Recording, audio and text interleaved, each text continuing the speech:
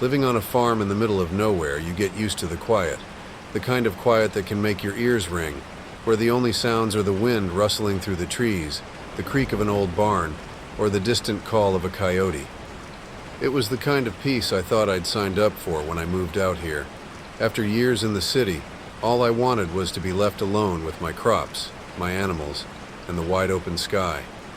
I never expected what was about to happen. It all started one night after a storm. It wasn't unusual to have storms out here, but this one was different. The sky had turned a strange greenish color, and lightning split the sky in ways I hadn't seen before. My farmhouse shook with each roll of thunder, and the rain came down in sheets so thick I couldn't see the barn from the front porch. That night, as I lay in bed, something felt off. There was a tension in the air, an electricity that made the hairs on the back of my neck stand up. I chalked it up to the storm, but I couldn't shake the feeling that I was being watched. I tried to brush it off, but sleep wouldn't come. Then, just after midnight, the storm suddenly stopped. The rain ceased, the wind died down, and everything fell eerily silent. Too silent. Even the crickets and frogs, which usually pick back up after a storm, were quiet. That's when I heard it. A low hum. Faint at first, but growing louder, coming from somewhere over the fields. It wasn't like anything I'd ever heard before. Too mechanical, too unnatural. I sat up in bed, straining to listen, but it stopped just as suddenly as it had started. I figured it might be the generator acting up, or maybe some loose metal rattling in the barn. I grabbed my flashlight, threw on my boots, and headed outside. The air was heavy, still charged from the storm. The sky was unnervingly clear now, the stars twinkling overhead, and the ground was wet and muddy beneath my feet. As I made my way to the barn, I noticed something strange. There was a light coming from the far end of my cornfield. At first I thought it might have been a vehicle, a trespasser maybe, but it was no ordinary light. It glowed softly, a pale, bluish white, hovering just above the rows of corn.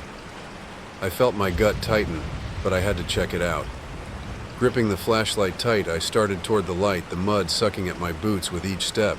As I got closer, the light began to pulse, slowly at first, then faster. It was rhythmic, almost hypnotic, like it was pulling me in. Then, without warning, my flashlight flickered and went out. I cursed under my breath, smacking it against my palm, but the damn thing wouldn't turn back on. That's when I realized how quiet everything had become again. No wind, no animals, just silence. The light in the field had disappeared. I stood there in the darkness, my heart racing, feeling more vulnerable than I ever had before. I was about to head back to the house when I saw something move in the corn, something tall, taller than any man I'd ever seen, and it wasn't walking. It was gliding, moving between the stalks like a shadow. I froze, barely able to breathe, as it stopped just ahead of me, its silhouette black against the corn, and then it turned. Two glowing eyes, the same bluish-white as the light I'd seen earlier, stared back at me. They blinked, slow and deliberate, as if it were sizing me up. I wanted to run, but my legs wouldn't move. My brain screamed at me to get out of there, but I couldn't make my body respond. It took a step forward, and that's when I saw it fully. Its skin was gray, almost metallic in the faint starlight, and it was impossibly thin, with long limbs that seemed to bend at odd angles. Its head was large, disproportionate to its body, and those glowing eyes never left mine. Finally, as if some primal instinct kicked in, I turned and bolted back toward the house, slipping and stumbling in the mud. I didn't stop until I reached the porch, slamming the door behind me and locking it tight.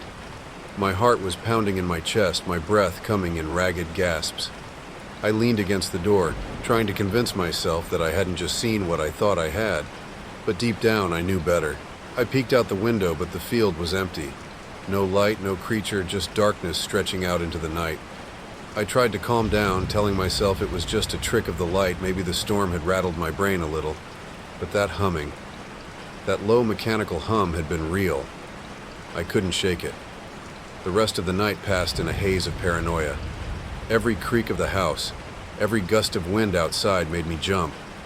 I barely slept, and when morning finally came, I felt like I'd run a marathon. I wanted to write the whole thing off as a nightmare, but when I went outside to check the cornfield, something caught my eye. The crop had been flattened in a perfect circle, the stalks bent outward in a swirling pattern. I crouched down, running my fingers over the stalks. There were no broken stems, no sign of wind damage, just that strange, smooth bend. My heart sank. I knew exactly what I was looking at. A crop circle. The kind you see in those crazy UFO documentaries. I didn't tell anyone about it. Who'd believe me? I barely believed it myself. But over the next few nights, things only got worse. The humming came back, louder each time.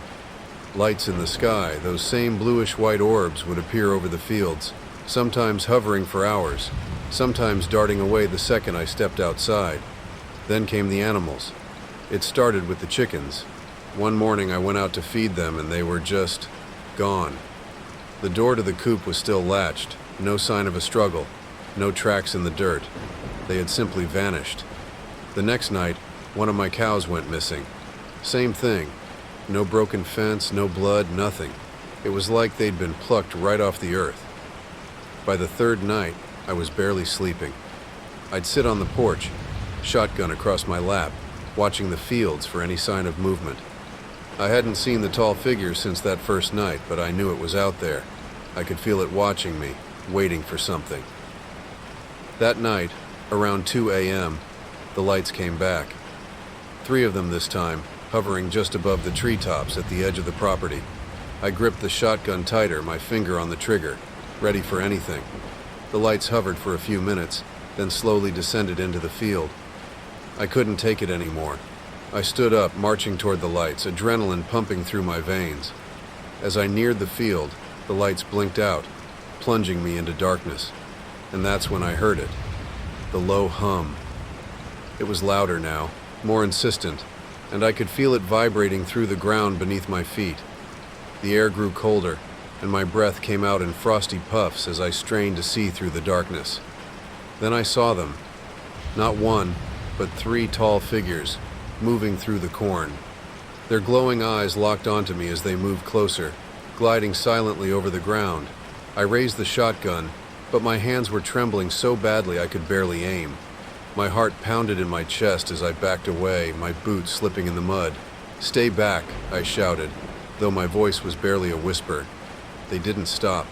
I fired a shot, the blast echoing through the still night, but the figures didn't even flinch.